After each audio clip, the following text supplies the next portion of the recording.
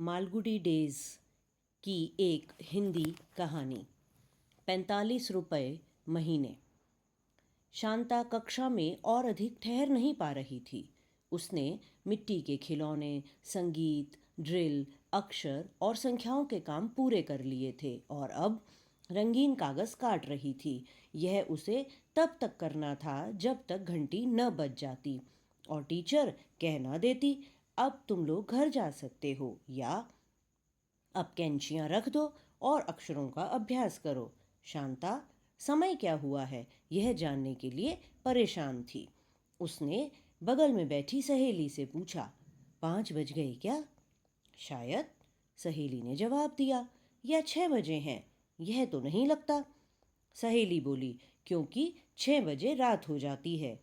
तो क्या 5 बजे हैं? हाँ, तो मुझे जाना चाहिए, पिताजी घर आ गए होंगे। उन्होंने कहा है 5 बजे तैयार रहना, शाम को हम सिनेमा देखने जाएंगे। अब मुझे चलना चाहिए। उसने कैंची रख दी और टीचर से बोली, मैडम मुझे घर जाना है। क्यों शांता? क्योंकि 5 बज गए हैं। किसने कहा कि 5 बज गए? कमला ने। अभी 5 नहीं बजे। बजे हैं? अच्छा, सामने घड़ी देखकर बताओ कि कितने बजे हैं। उस दिन मैंने तुम्हें घड़ी देखना सिखाया था। शांता ने हॉल में लगी घड़ी को ध्यान से देखा।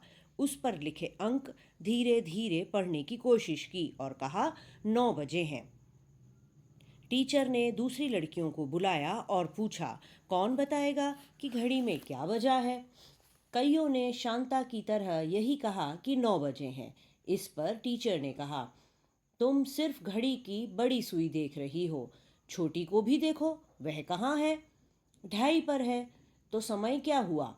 2:30 नहीं, 2:45। समझे? अब सब अपनी सीटों पर वापस जाओ। 10 मिनट बाद शांता फिर टीचर के पास आकर बोली, मैडम क्या 5 बज गए? मुझे 5 बजे तैयार रहना है, नहीं तो पिताजी बहुत नाराज होंगे। उन्होंने कहा है घर जल्दी आना। किस वक्त? अभी। टीचर ने उसे जाने की आज्ञा दे दी। शांता ने अपनी किताबें उठाई और खुश होकर क्लास के बाहर चली गई।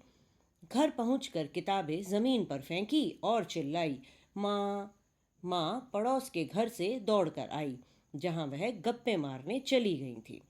माँ ने पूछा, तुम इतनी जल्दी क्यों आ गई? पिताजी लौट आए? उसने पूछा।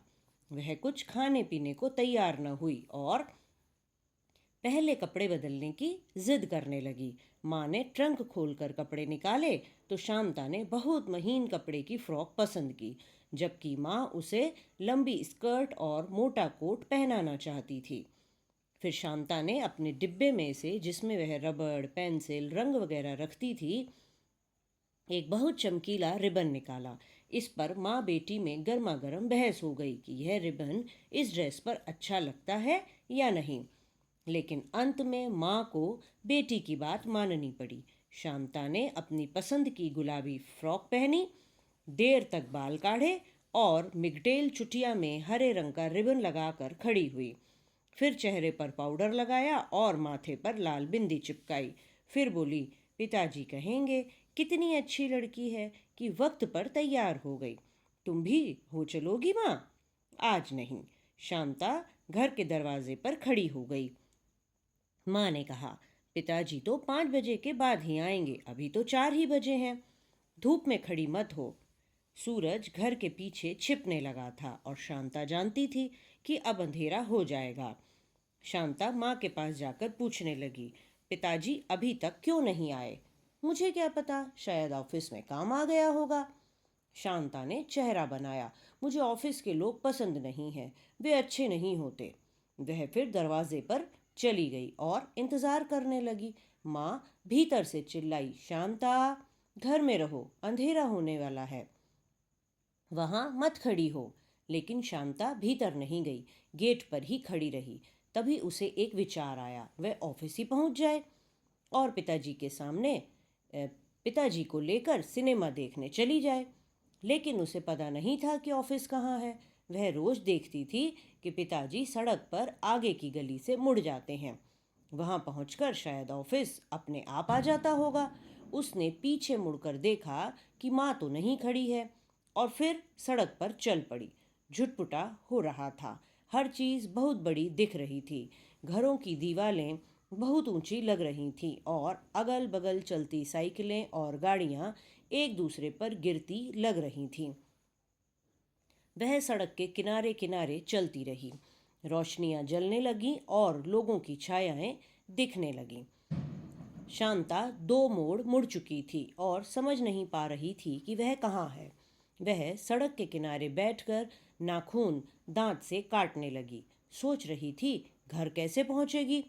तभी पड़ोस के घर का नौकर सामने से आता दिखाई दिया। वह हिम्मत करके उसके सामने जाकर खड़ी हो गई। अरे, तुम यहाँ क्या कर रही हो? उसने पूछा। पता नहीं मैं यहाँ कैसे आ गई। अब मुझे घर ले चलो। इस तरह वह नौकर के साथ घर आ गई। आज सवेरे शांता के पिता वेंकटराव दफ्तर जाने की तैयारी कर रहे थे कि सिनेमा का विज्ञापन करने वाली एक गाड़ी सामने से निकली। शांता सड़क पर दौड़ गई और एक पर्चा ले आई।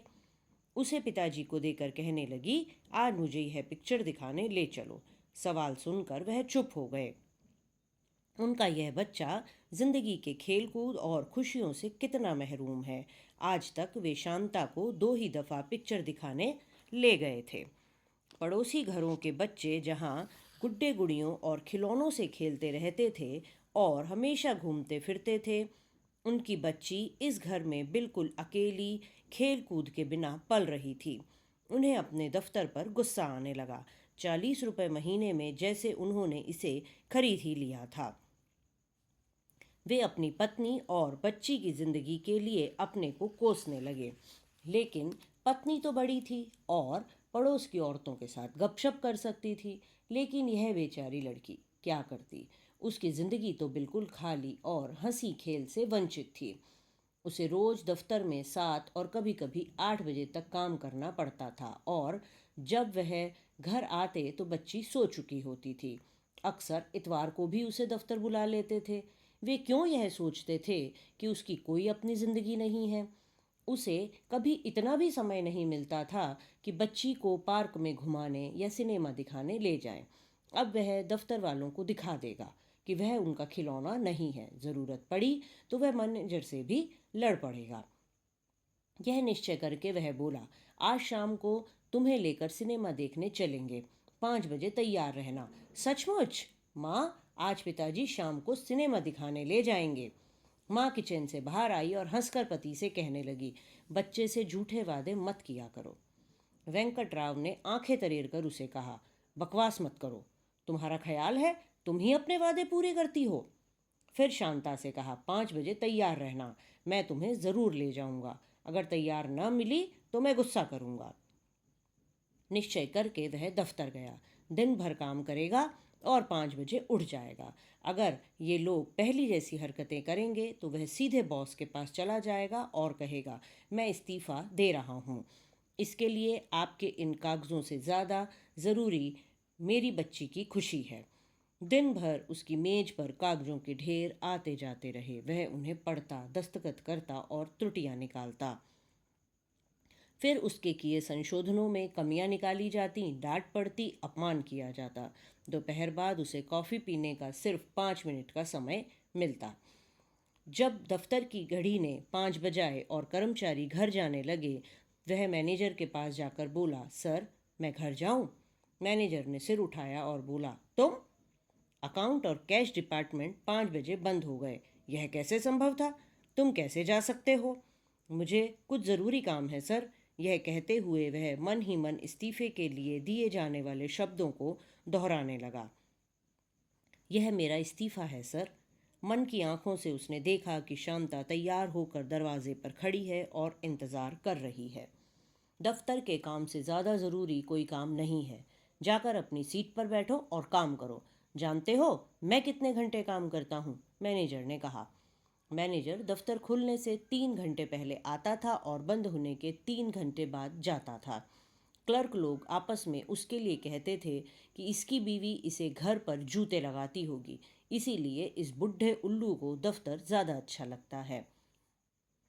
तुमने 10-8 अंतर की संख्या के सोर्स का पता लगाया? मैनेजर ने पूछा। इसके लिए मुझे 200 वाउचर चेक करने पड़ेंगे। मैं सोच रहा था कि यह काम कल कर लिया जाए। हरगिज़ नहीं, अभी यह काम करके लाओ, मैनेजर ने सख्ती से कहा। यस सर, वेंकट ने धीरे से कहा और सीट पर जा बैठा।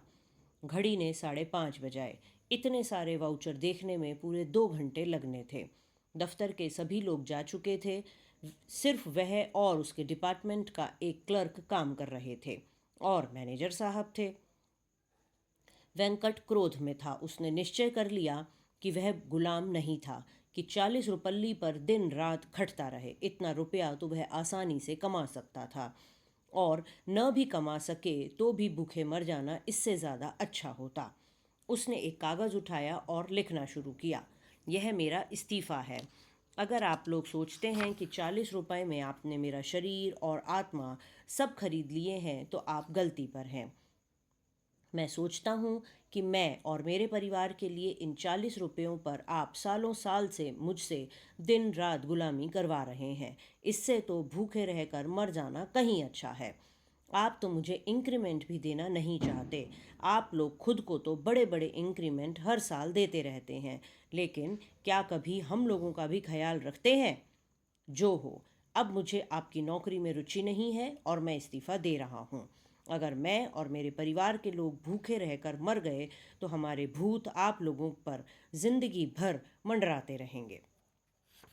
इस्तीफा लिखकर उसने कागज़ मोड़ा, लिफाफे में रखा, गोंद से चिपकाया और ऊपर मैनेजर का नाम लिख दिया।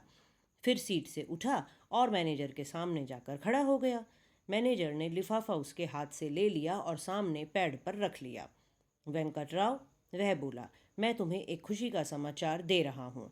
हमारे मालिकों ने आज इंक्रीमेंट के बारे में बात की और मैंने तुम्हारे लिए 5 रुपये इंक्रीमेंट की सिफारिश की है।